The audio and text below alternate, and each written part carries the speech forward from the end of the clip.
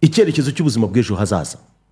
hari ibintu wabonye uriya musirikare n'ubwa mbere kuva ushobora ko uriya musirikare yabaga muri Air Force uriya kapiteni yavuze ngo bahise bamwirukana aburirwa n'irengero.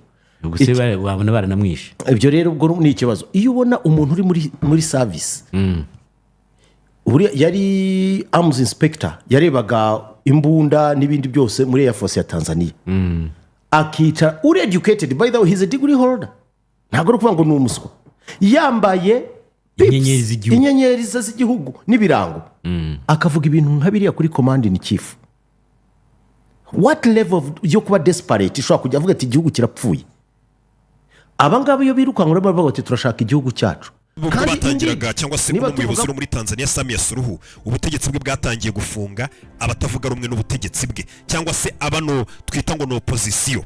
Yatangiye gufunga bari muri opposition bose akabafunga abashinja kugumura urubyiruko gushaka guhirika ubutegetsi ibintu nk'ibyo ngibyo. Ariko abantu bakavuga ati atangiye gufunga abantu kuko abona hasigaye amezi makeya, atangiye gufunga opposition kugira ngo bataziyamamaza mu matora. Nika benshi babibonaga. Ahanini nanone biza gukurikirwa by'umwihariko nubwo yafungaga umugabo bita ngo ni Tundu Lissu. Bizwi ko ari umwe mu bantu batavuga rumwe n'ubutegetsi bwa Tanzania cyangwa se n'iri shyaka riyoboye muri Tanzania CCM ukunze kuvuga cyane cyangwa se ni nkaho twamwita ngo nijwi rya opposition kuko niwe muntu mbega abaturage bavuga ati ugerageza kuba yabiza icyuya rino shyaka rya CCM. Mu kwezi kwa kane yarafunzwe ashinjwa ngo kugambanira igihugu, nicyo cyaha yashizweho. Icyo gihe imyigaragambyo n'ubundi yarabaye mu kwa kane twabikoze ikiganiro hano. Uwo mugabo Tundu Lissu baramufunze imyigaragambyo muri Tanzania baravuga ngo yagambaniye igihugu, abaturage barigaragambya, ibihugu byinshi birabashyigikira biba birebire, ariko n'ubundi birangira afunzwe ku buryo atagishaka no kwitaba mu rukiko. Asigaye babwira ngo muzane kamera mburane nicariye hano kuko sigaye mbona biriya bintu byanyu n'ubundi mbega mwarambeshye cyangwa se no kugerageza kugira ngo ntazitabira aya matora yagombaga kuba uyu munsi. Ibyo byarabaye bituma abaturage barakara, biza gukubitiraho undi mugabo bita ngo ni Humphrey Polepole. Abakurikira politike yo muri Tanzania baramuzi Humphrey Polepole. Uyu mugabo ubwo Magufuli yapfaga nawe yari umwe mu bantu bakomeye cyane muri iri shyaka n'umudiri rya CCM. Uyu mugabo Humphrey Polepole bahise bamera nkaho bamwohereje ngo najye kuba ambasaderi muri Cuba, ariko abaturage babona nkaho bimeze nkaho bamwirukanye kugira ngo adakomeza kwivanga mu bintu byinshi by'ubutegetsi.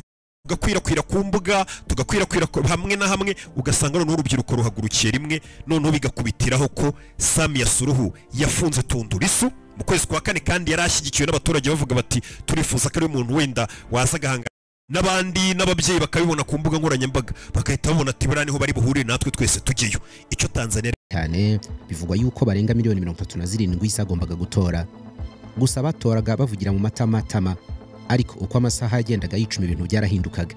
Baza kugira rero ubwo mu masaha 6 ashyira nyuma ya saa 6 n'amasaha y'umugoroba ibyara amatamatama byari imyigaragambyo. Ingabo z'amahame akarishye cyane zakwirakwiriye hirya no hino mu mihanda hamwe na police, cyane cyane higanje abatavuga rumwe n'ishyaka riri ku butegetsi rya Chama cha Mapinduzi.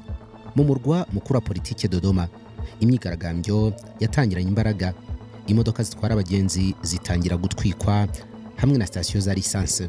Mu mujyi munini kurusha indi yose wa Dar es Salaam, imihanda yarafunzwe ku rugero rukabije, hirindwa urujya n'uruza rw'abantu bashobora gutera imvururu.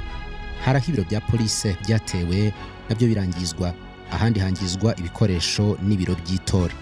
Ambasade ya Leta Zunze Ubumwe za Amerika yahise isohora itangazo ivuga yuko umutekano wahungabanye mu gihugu cyose. Imodoka za police zari nyinshi mu mihanda nyuma y'itangazo ry'uko uza kurenga ku mabwiriza yitegura kubibazwa nta mpuhwe. Police ikorana n'ishyaka riri ku butegetsi yatinye urubyiruko rwa Generation Z cyangwa Gen Z, bafata umwanzuro wo gukuraho internet mu gihugu hose. Abandi batewe ubwoba n'abarwanashyaka ba ATC Wazalendo, gusa nabo bari bariye karungu nyuma y'uko umukandida wabo akuwe ku rutonde rwemerewe kwiyamamaza kuba perezida, kubera yuko iri shyaka niryo muri Zanzibar nta bwato bwemerewe kuvayo buza hakuno. Inzego z'umutekano za Tanzania zabaye nyinshi imbere muri Zanzibar, bari bahari ku bijyanye no kubahiriza icyo bise ingamba z'umutekano, ariko nanone ngo mu kurinda umutekano nta mpuhwe cyangwa umuntu byari bihari. Uwari kwangiza ingamba z'umutekano ngo yagombaga kuraswa mu cyico, niko bari babwiwe.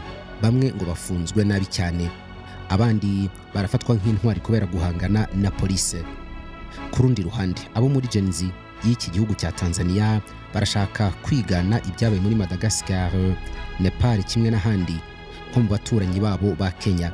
Mu by'ukuri izo nzozi zagerwaho muri Tanzania ku ruhe rwego?